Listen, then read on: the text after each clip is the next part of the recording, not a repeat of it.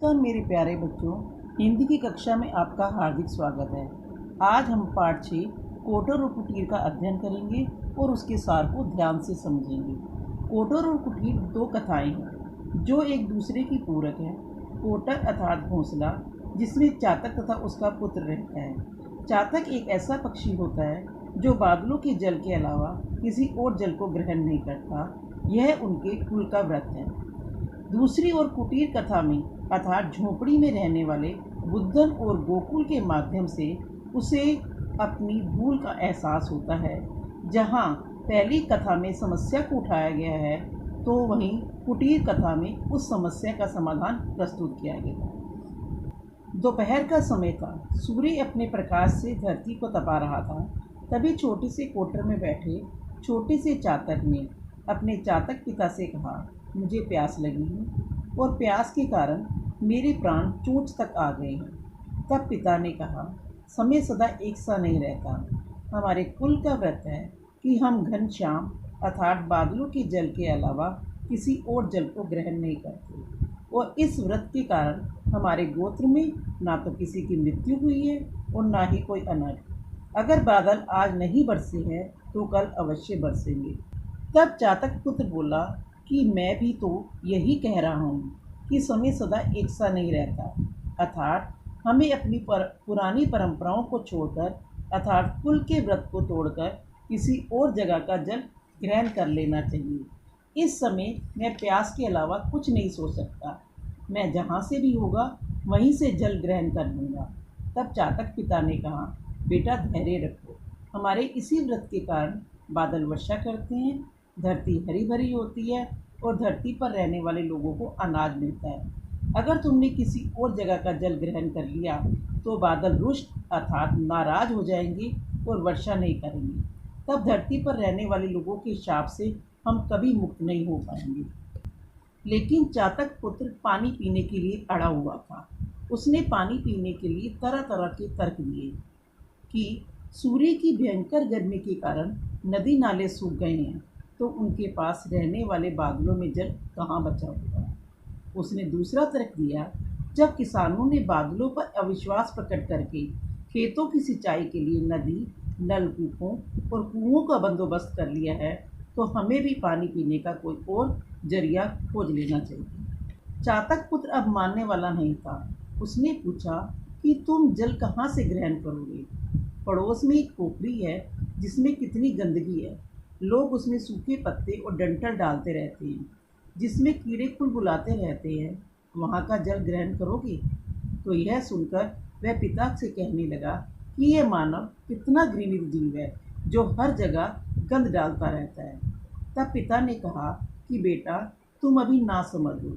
तुम जिस पानी को जहाँ से भी ग्रहण करने की बात कर रहे हो वह इतना आसान नहीं है।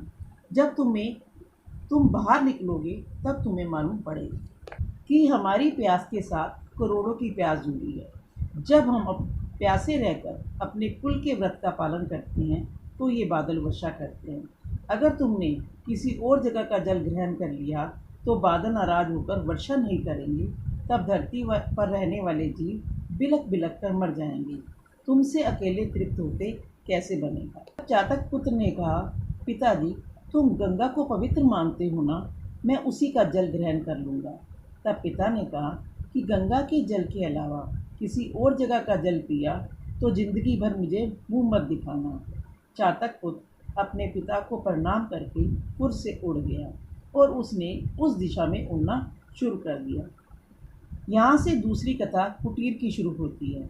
बुद्धन का घर कच्चा था, जिसमें छोटी छोटी दो कोठरियाँ थीं और घर के आंगन में एक नीम का पेड़ था। उस वृक्ष की छाया के नीचे बुद्धन लेटा हुआ था। उसकी आयु 50 के ऊपर की थी। एकाएक पक्षाघात ने अर्थात लकवे ने उसके शरीर को अचल बना दिया था। वह हिल डुल नहीं सकता था। घर में उसकी देखभाल के लिए केवल 15-16 वर्ष का उसका बेटा गोकुल था। उसी के सहारे उसके जीवन के दिन पूरे हो रहे थे। गोकुल जो कमाकर लाता था उन्हीं पैसों से रात को खाना बनता था। जिस नीम के पेड़ के नीचे बुद्धन सोया हुआ था, उसी पेड़ पर अपनी थकान दूर करने के लिए चातक पुत्र आ बैठा। आज जब गोकुल घर लौटा तो मैं निराश था। वह अपने पिता की खाट के पास आकर रोने लगा। तब बुद्धन ने कहा, क्या हुआ बेटा? तब उसने कहा, आज मजदूरी नहीं मिली, खाना कैसे बनेगा? आज इंजीनियर साहब ने ओवरसीयर साहब का काम देखने आए थे, तो उनको ओवरसीयर साहब से डांट पड़ गई और उसी डांट का गुस्सा उसे हमें मजदूरी ना देकर उतारा और मजदूरी देने से इनकार कर दिया। तब बुद्धन ने कहा, फिर बेटा इतनी देर कहाँ लग गई? तब उसने बताया कि रास्ते में उसे एक बटुआ मिल गया था। उस बटुए को उस आदमी तक पहुंचाने के लिए मैंने बहुत दौड़ धूप की। मैंने उस आदमी से पूछा कि तुम्हारा कुछ खो गया है। तब उसने अपनी पैंट की जेब में हाथ लगाया तो उसका बटुआ नहीं था। तब वह बटुआ मैंने उसे दे दिया। तब उस आदमी ने गोकुल से कहा, इतने पैसे देखकर तुम्हारे मन में लालच नहीं जाएगा? तब उसने मुझे 2 रुपये देने चाहिए, लेकिन मैंने देने से इनकार कर दिया और कहा, मेरे पप्पा ने किसी से भी भीख लेने के लिए मना किया है। यह सारी कहानी अपने पिता को सुनाकर वह अपराधी की भांति खड़ा हो गया कि आज खाने के लिए कुछ नहीं है। तब उसने कहा, उस महतो अर्थात उस आदमी से उधार मांग लेते। उसने कहा, यह बात मेरी उस समय समझ नहीं आई। बुद्धन की आंखों से आंसू झरझर बहने लगे। उसने अपने बेटे को गले से लगा लिया और कहने लगा, एक दिन की भूख हमारा कुछ नहीं बिगाड़ सकती। थोड़ी देर में संभल कर बुद्धन ने अपने बेटे से कहा, अच्छा हुआ जो तुमने उधार नहीं लिया। उधार मांगना भी तो एक तरह का मांगना होता है। भगवान ने तुम्हें ऐसी बुद्धि दी है जिसे देखकर मैं निहाल हो गया। बेटा, आज तुमने मेरा सिर गर्व से ऊंचा कर दिया। जिस तरह चातक अपने प्राण देकर भी बादलों के सिवा किसी और जगह का जल ग्रहण नहीं करता, उसी तरह तुम भी कभी ईमानदारी के व्रत को मत तोड़ना। अपनी बुद्धि को सदा अच्छी जगह लगाए रखना। पेड़ के ऊपर बैठा चातक पुत्र यह सब सुन रहा था। उसकी आंखों से आंसू झरझर बहने लगे। वह सोचने लगा कि लोग हमारी मिसाल देकर अपने बच्चों को अच्छा बनने की सीख देते हैं और मैं ही आज अपने कुल का व्रत तोड़ने चला हूँ। आज उसे अपनी भूल का एहसास हो गया था।